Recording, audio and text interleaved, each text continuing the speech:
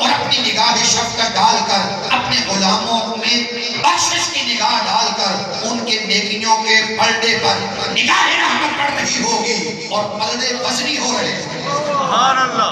یا رسول اللہ صلی اللہ علیہ وسلم، اگر آپ منصراف پر نہ ملیں، اگر آپ میزان پر نہ ملیں تو پھر آپ کہاں ہم آپ کو تلاش کریں؟ فرمایا حوض کوثر کیا ہے؟ وہ حوض کوثر کیا ہے؟ حضور علیہ السلام سے فرمایا وہ جنت کے اندر ایک ایسا چشمہ ہے جس پر اللہ پاک نے جتنے آسمان کی ستاروں کی تعداد ہے، آج تک کوئی ایسا آلہ نہیں نکلا جو آسمانی ستاروں کی کلیت اور تعداد کے بارے میں خبر دے۔ فرمایا جتنی آسمان کے ستاروں کی تعداد، اس سے زیادہ اللہ پاک نے حوض کوثر پر چاندی کے پیالے رکھے، چاندی کے پیالے رکھے ہوئے، اور فرمایا وہ بھی اپنے غلاموں کو بھر کر پلاؤں گا۔ فرمایا جسے ایک بار میں وہ پانی کا پیالہ پلا دوں گا، جنت داخل ہونے تک اسے پیاس نہیں لگے۔ اور آپ کہیں حوض کوثر کیسا ہے؟ حوض کوثر کی دنیا میں کس کو ملا؟ میں بتا دیتا ہوں، ایک ایسی ہستی ہے جس کو دنیا میں حوض کوثر کا جام ملا۔ آپ کہیں وہ کون ہے؟ جب ولادت آمنہ کا وقت تھا، حضرت آمنہ فرماتی ہیں حوریں آ گئی، انہوں نے کہا سیدہ اگر پیاسی ہو تو پانی دوں؟ میں نے کہا لاؤ۔ جب میں نے اس پانی کو دیکھا وہ برف سے زیادہ ٹھنڈا تھا۔ سیدہ فرماتی ہیں میں نے پیالے کو ہاتھ لگایا، ٹھنڈا نظر آ رہا ہے۔ جب دیکھا دودھ سے زیادہ سفید، اور جس وقت میں نے چکھا تو فرمایا خدا کی قسم وہ شہد سے بڑھ کر میٹھا۔ میں نے پیالہ پیا اور پینے کی دیر کی حضور کی والدہ سیدہ آمنہ سلام اللہ علیہ فرماتی ہیں وہ آب کوثر پینے کی دیر تھی، ایسے لگا جیسے میرے انگ انگ سے نور پھوٹ رہا ہے، میرے انگ انگ سے نور پھوٹنے لگا۔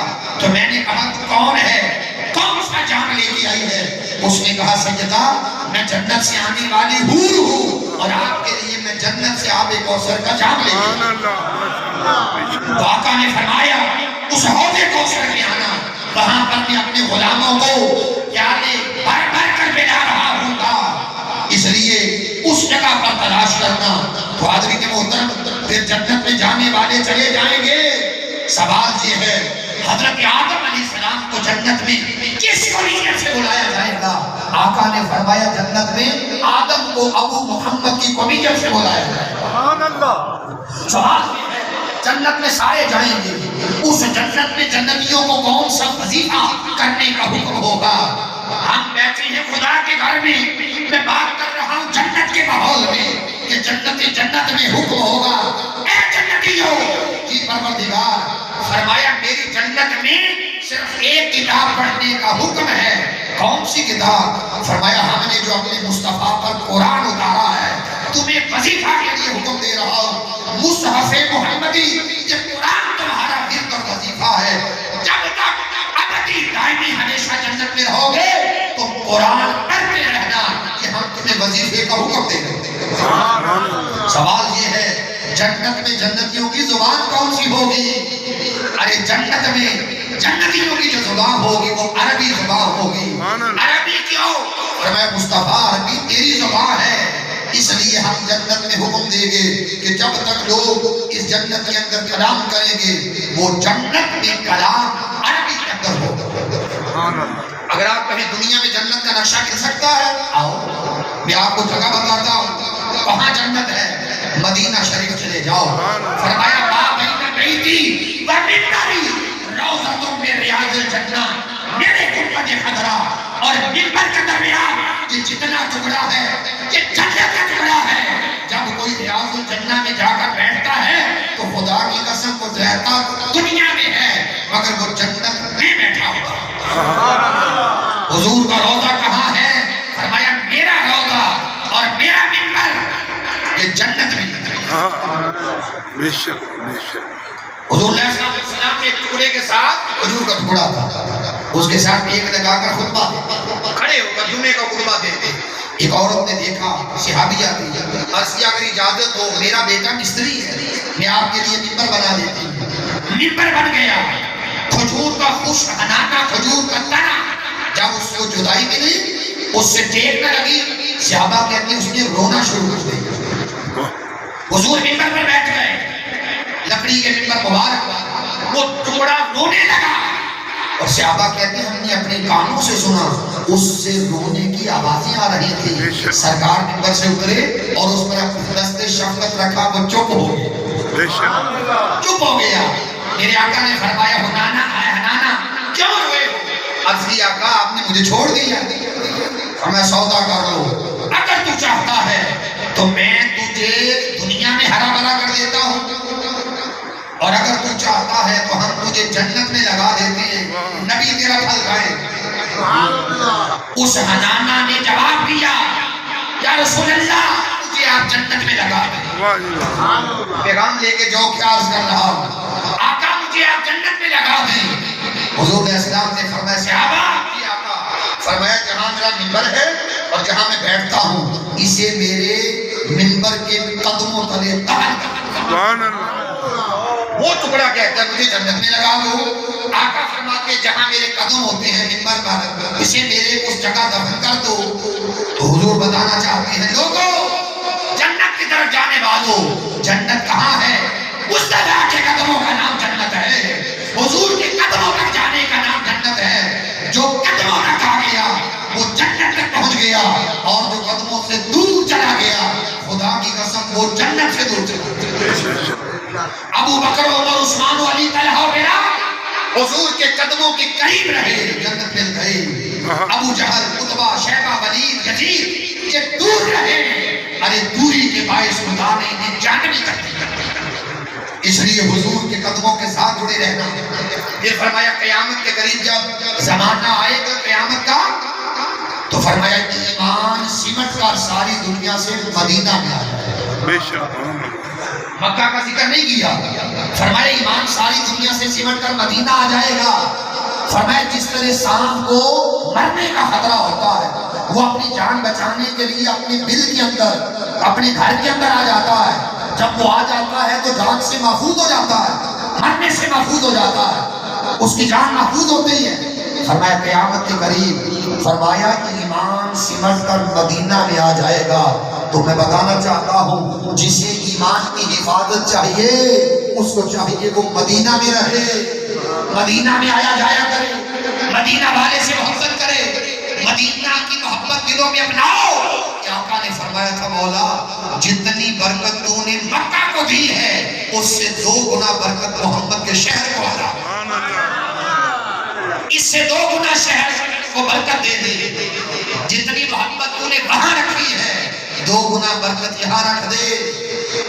کیوں کہ محمد علی ظہوری قصوری کہا کرتا تھا کہ تیری جانیوں کے نیچے اور تیری رحمتوں کے سائے جسے دیکھنی ہو جنت وہ مدینہ دیکھ آئے، جسے دیکھنی ہو جنت۔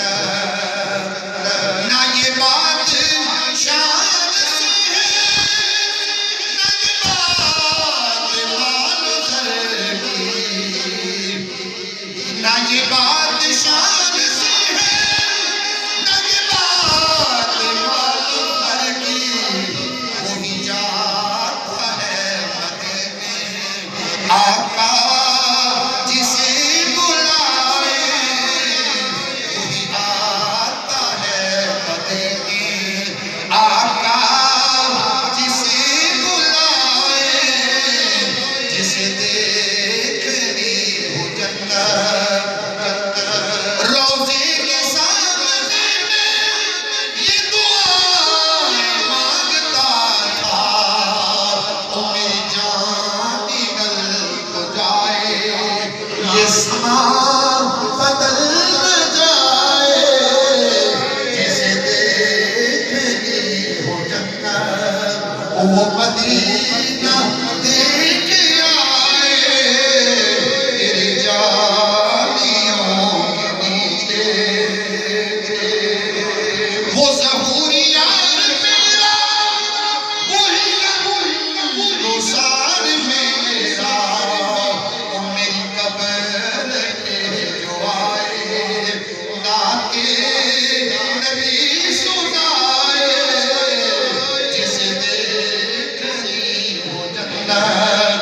وہ مدینہ دیکھ آئے جانیوں کے نیچے خوش نصیب تھے وہ غلامان رسول، خوش نصیب تھے یارو۔ آج تو ہم 1444 سالوں کے بعد ذکر سن رہے ہیں، مگر وہ منظر بھی دیکھو کہ دیکھنے والے صحابہ نعت پڑھنے والا تو نیچے پل کے اوپر بیٹھ کر سرکار کملی بچھا کر بیٹھے ہوئے ہیں، اور منبر پر بیٹھ کر حسان جو دیکھتا ہے اور دیکھ کر حضور کی نعت پڑھتا ہے۔ وَأَحْسَنُ مِنْكَ لَمْ تَرَ قَطُّ عَيْنِي، آقا میری آنکھوں نے آپ جیسا حسین دیکھا ہی نہیں۔ وَأَجْمَلُ مِنْكَ لَمْ تَلِدِ النِّسَاءُ، دیکھے کیسے کسی ماں نے آپ جیسا حسین جنا ہی نہیں، جب جنا ہی نہیں تو دیکھے کیسے۔ خُلِقْتَ مُبَرَّأً مِنْ كُلِّ عَيْبٍ، آقا اللہ نے آپ کو ہر عیب سے پاک پیدا کیا۔ آپ مجھ پر سوال کریں عیب کیا ہے؟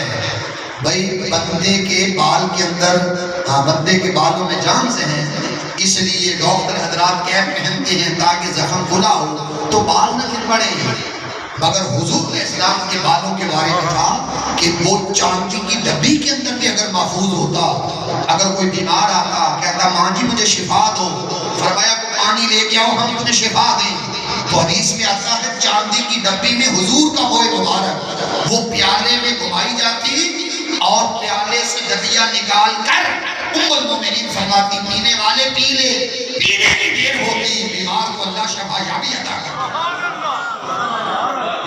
انسان کے بالوں میں جان ہے، مصطفیٰ کے بالوں میں شفا ہے، انسان کے تھوک میں جان ہے، مصطفیٰ علیہ السلام کے لعاب دہن میں شفا ہے، انسان کے پسینہ میں بو ہے، مصطفیٰ کے پسینہ میں خوشبو ہے۔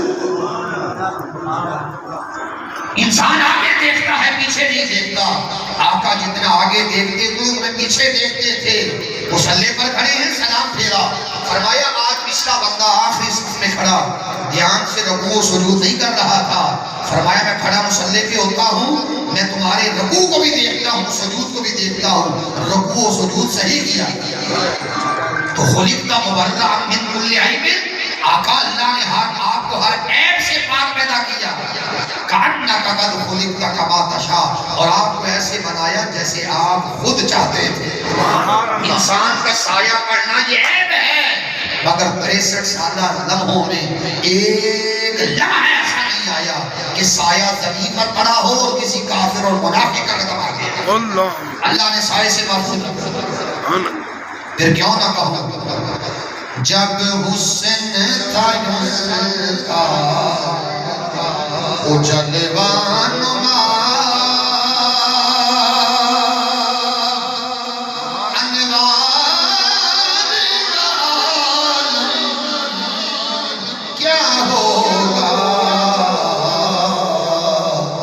ہر کوئی فدا ہے تو بن دیکھے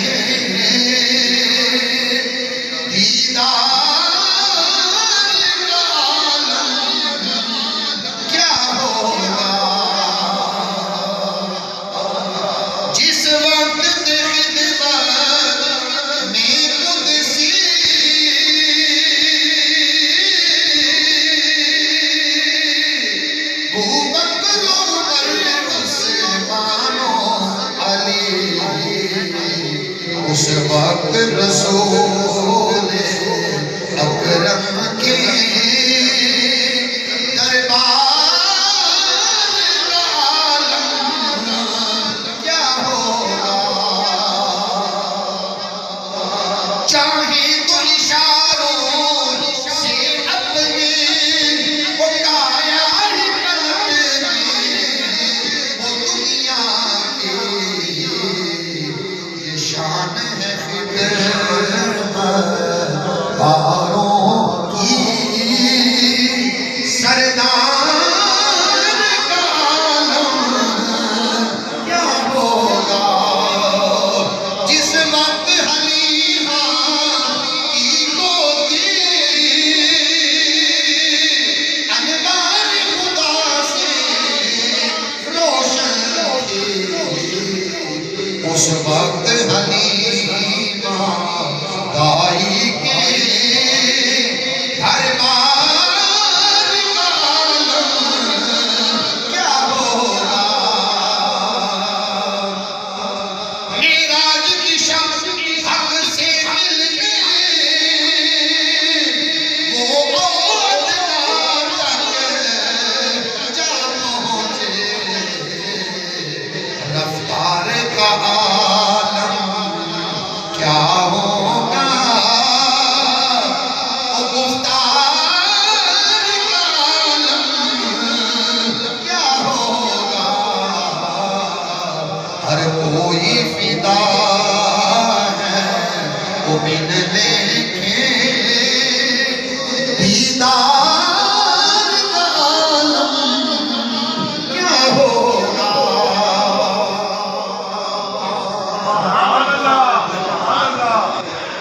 تو درس قرآن کا مقصد یہ ہے کہ ہم لوگوں کو یہ بتائیں شفاعت حق ہے بے شک شفاعت حق ہے اور حدیثیں سینکڑوں کی تعداد میں ایسی ملتی ہیں فرمایا معصوم بیٹے بھی شفاعت کریں گے جی معصوم بیٹے شفاعت کریں گے قرآن شفاعت کرے گا رمضان شفاعت کرے گا اولیاء شفاعت کرے گا انبیاء شفاعت کرے گا اور حتیٰ کہ اعمال جیسے قرآن مجید کی تلاوت جس سب اس روز کہیں گے پروردگار اس بندے نے دنیا میں مجھے پڑھا راتوں کو جاگتا تھا مجھ سے تعلق قائم کیے ہوئے تھا یہ جاگ کر مجھے پڑھا کرتا تھا آج میں تیرے حضور اس کے حق میں شفاعت کرتا ہوں تو قرآن شفاعت کرے گا القرآن والرمضان یشفعان للعبد بندہ بھی روزے اور قرآن دونوں کے حق میں دونوں بندے کے حق میں شفاعت کریں گے اور قرآن کی شفاعت اور بندے کی شفاعت بندے کے حق میں روزے کی شفاعت اللہ رب العزت اپنی بارگاہ میں قبول کرے گا ہمیں چاہیے ہم زندگی یوں گزاریں کہ زندگی میں حسن عمل لائیں نمازی بنیں قرآن مجید کی تلاوت کریں کثرت سے درود و سلام پڑھیں اللہ اور اللہ کے رسول علیہ السلام کے احکامات پر چلیں بیماروں کی عیادت کریں چھوٹوں سے پیار کریں بڑوں کا احترام کریں فرمایا تم میں بہتر وہ ہے جو اپنے گھر والوں سے اچھا فرمایا تم میں کامل ایمان والا وہ ہے جس کا اخلاق سب سے اعلیٰ تم میں کامل ایمان والا وہ ہے جو دوسرے کو نفع دیتا تم میں کامل ایمان سنہری تعلیمات یہ ہمارے لیے ہیں اور اقبال نے کہا تھا کرو مہربانی تم اہل زمین پر خدا مہربان ہوگا عرش بری پر